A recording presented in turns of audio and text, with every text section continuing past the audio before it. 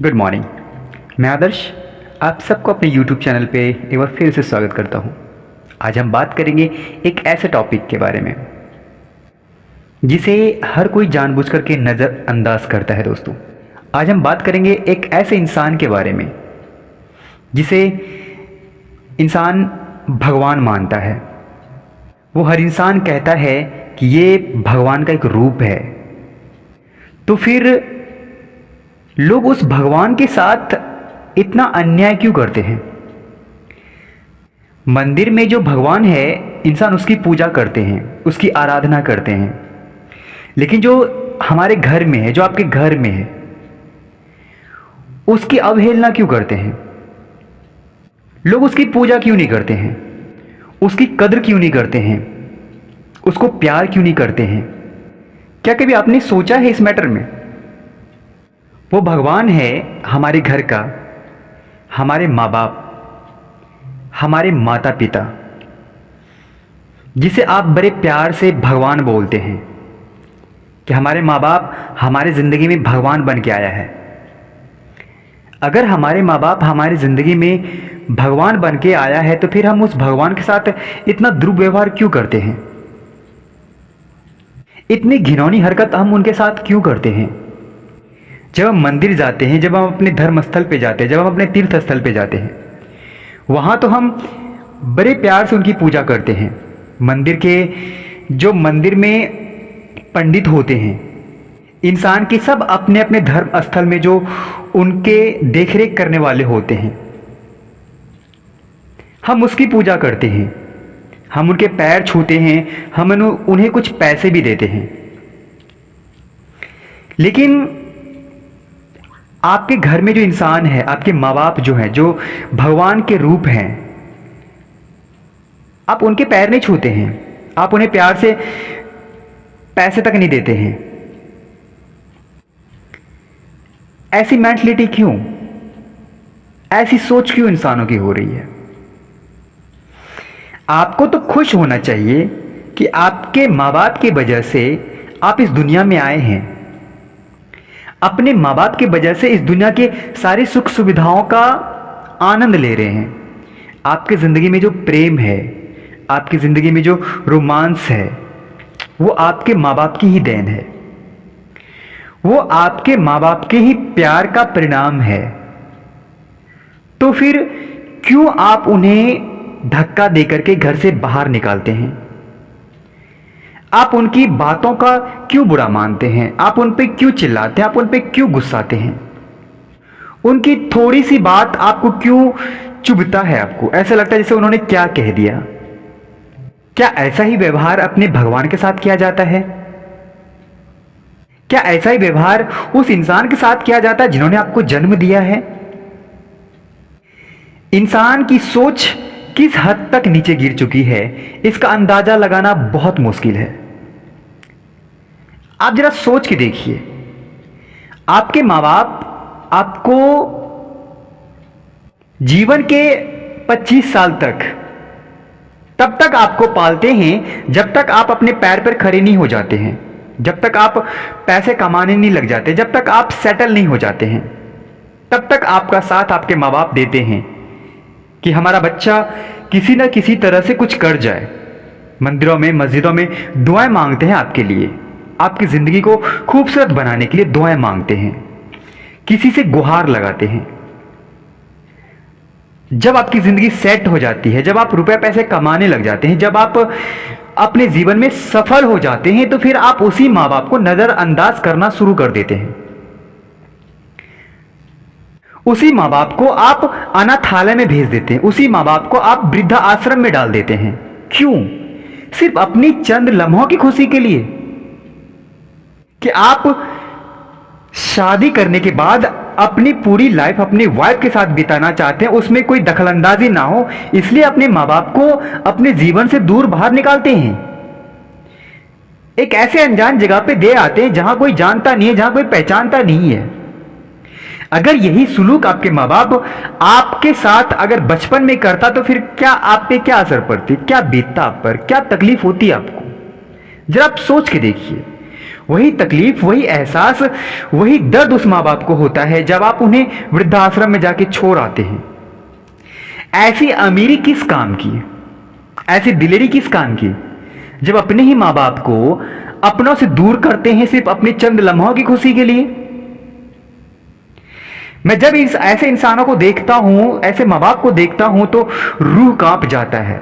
मन में ख्याल आता है कि इनके बच्चे पता नहीं किस हाल में होंगे। अगर वो अपने माँ बाप को इस हाल में भेज रखा है तो इसका मतलब यह है कि वो अपनी खुशी के लिए अपने माँ बाप को इस गटर में फेंक दिया है।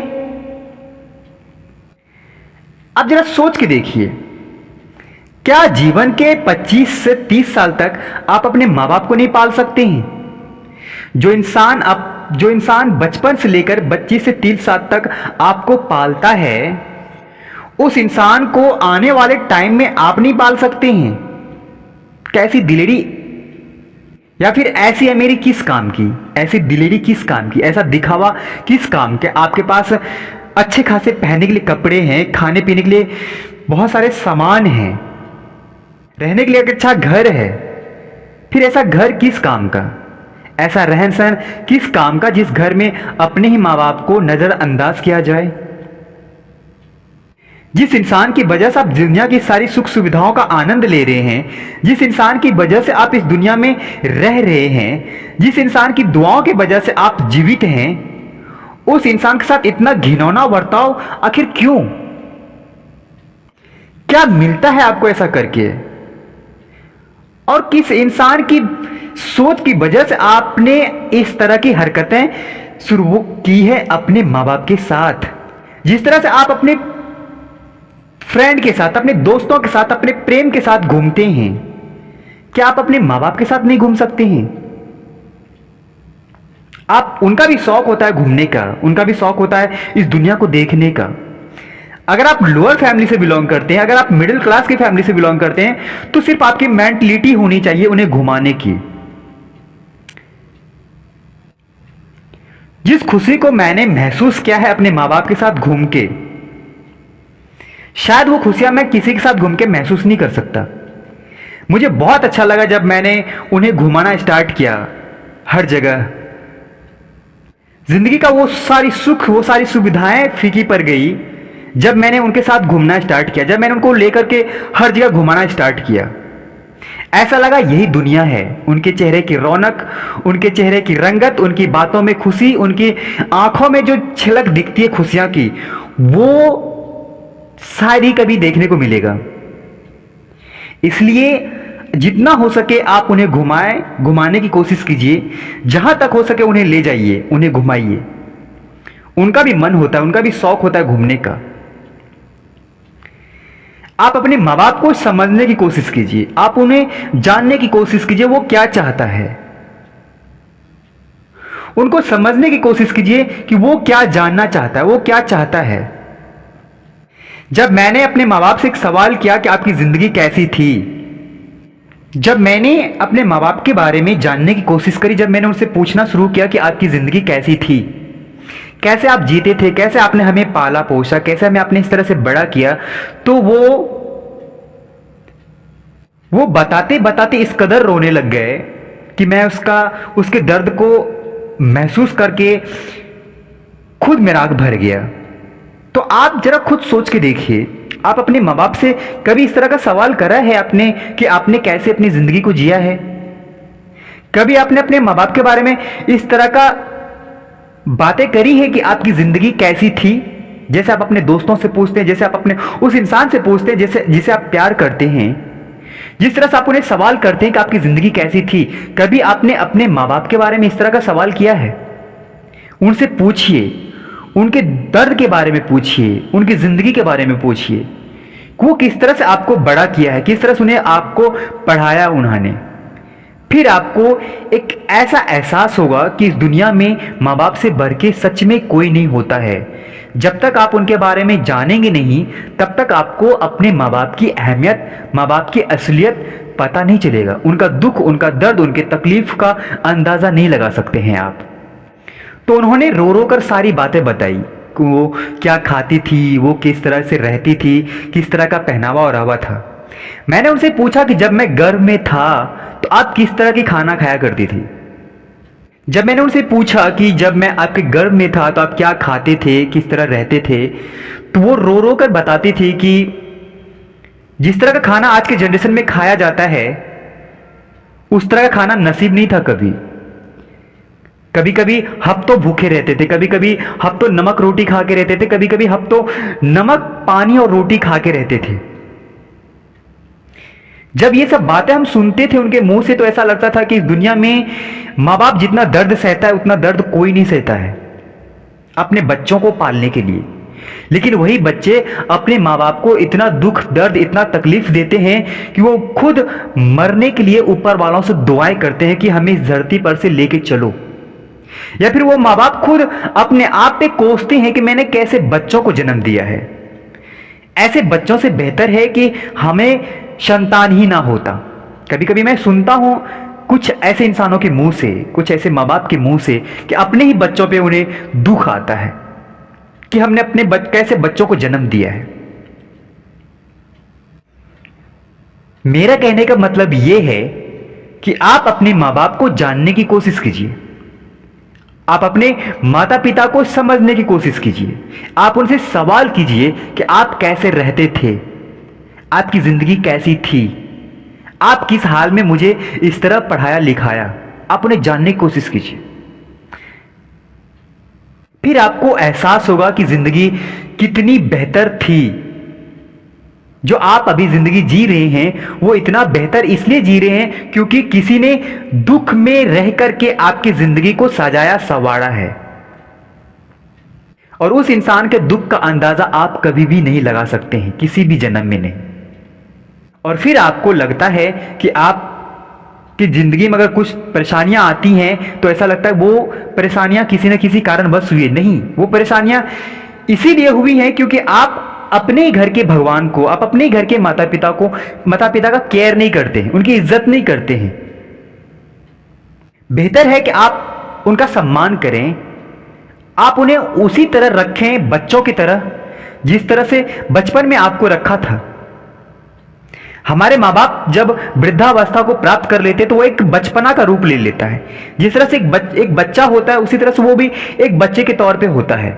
तो हमें बच्चों की तरह ही उनका ख्याल रखना होता है, और कोशिश कीजिए उनका ख्याल रखने का बच्चों की तरह। उनके साथ घूमिए, उनके साथ तीर्थ स्थल पे जाइए, उन्हें लेके जाइए, उन्हें बहुत अच्छा लगेगा।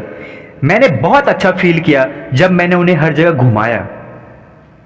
जो वीडियो मैंने डाला है उनके साथ घूमने का, जो वीडियो मैंने डाला है उनके साथ हर जगह चलने फिरने का, उन्हें दुनिया को दिखाने का, जहां तक हो सका मैंने उन्हें घुमाया। और कोशिश करेंगे हम उन्हें और भी ज्यादा बेहतर जगह पे ले जाके घुमाने का, उनके सारे शौक सारे सपने को पूरा करने का। उन्हें क्या चाहिए अब? बड़े बड़े बंगले गाड़ी नहीं चाहिए, उन्हें बस आपका साथ चाहिए, आपका प्यार चाहिए। और जहां तक हो सके उन्हें घुमाने का प्रयास कीजिए, उन्हें ले जाइए, तीर्थस्थल पे ले जाइए, बेहतर फील होता है। सब कुछ पैसा ही नहीं होता है। हाँ, पैसे से सब कुछ जरूर होता है। अगर आप पैसे को पकड़ के रखेंगे तो आप कभी भी दौलतमंद नहीं बन सकते हैं। तो बेहतर है कि आप अपने माँ बाप के साथ घूमिए, उन्हें अपने घर में रखिए।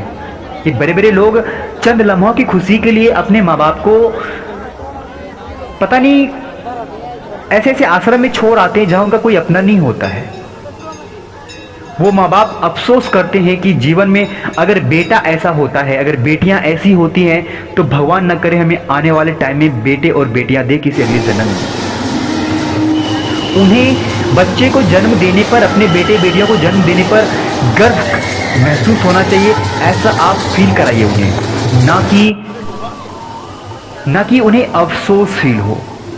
जब मैंने अपने माँ बाप को समझा, सुना, जाना, परखा तो मैं उन्हें घुमाना स्टार्ट किया। मैं उन्हें उन सब चीज़ों उन सब जगहों पे ले जाना स्टार्ट किया जहाँ मुझे ले जाना चाहिए था। मेरी बातें आज कड़वी जरूर हैं लेकिन ये सच है। बेहतर है आप अपने माँ बाप के साथ एक खुशहाल जीवन जीने की कोशिश कीजिए। बेहतर है आप अपने माँ बाप के साथ सब वो सारे तीर्थ स्थल पे घूमने की कोशिश कीजिए जहाँ आप घूमना चाहते हैं। मुझे अकेला कहीं जाने का मन नहीं करता है। अगर हमारे माँ बाप साथ हो तो मैं हर जगह जाना चाहता हूँ। वो हर जगह घूमना चाहता हूँ जहाँ मेरा घूमने का मन करता है। तो मेरा कहने का मतलब ये है कि आप अपने माँ बाप को वो हर जगह घुमाइए जहाँ वो घूमना चाहता है। अगर आप उंगलियों पे पैसे जोड़ते रहेंगे कि इतना पैसे खर्च हो जाएगा, वहाँ जाने में ये इतना पैसे खर्च हो जाएगा, तो दोस्त पैसे ज़िंदगी में तभी काम आते हैं जब हम पैसे को काम में लाते हैं। वो बैंक में रखे रखे काम में नहीं आता है, वो हमारे पर्स में रखे रखे काम में नहीं आता है। उन्हें यूज में लाने के लिए हमारी मेंटलिटी होनी चाहिए। घूमना फिरना एक शौक होना चाहिए, वो भी अपने माँ बाप के साथ। अपने जीवन के साथी के साथ तो घूमेंगे ही, आप अपने प्यार के साथ तो घूमते ही हैं। कभी शौक से अपने माँ बाप के साथ घूमिए, फिर देखिए कि आपकी ज़िंदगी कितनी खूबसूरत, कितना रोमांस भरा महसूस होता है आपको। तब जाके ऐसा लगेगा कि ज़िंदगी वाकई में बहुत खूबसूरत है, क्योंकि आपका भगवान आपके साथ है, आपके माँ बाप आपके साथ हैं। आप उनका केयर कीजिए, उनको अपने घर में रखिए और उन्हें अपने बच्चों की तरह ख्याल रखिए दोस्तों। Thank you. मेरा कहने का मतलब यही था कि आप उन्हें दुख और तकलीफ ना दें। धन्यवाद।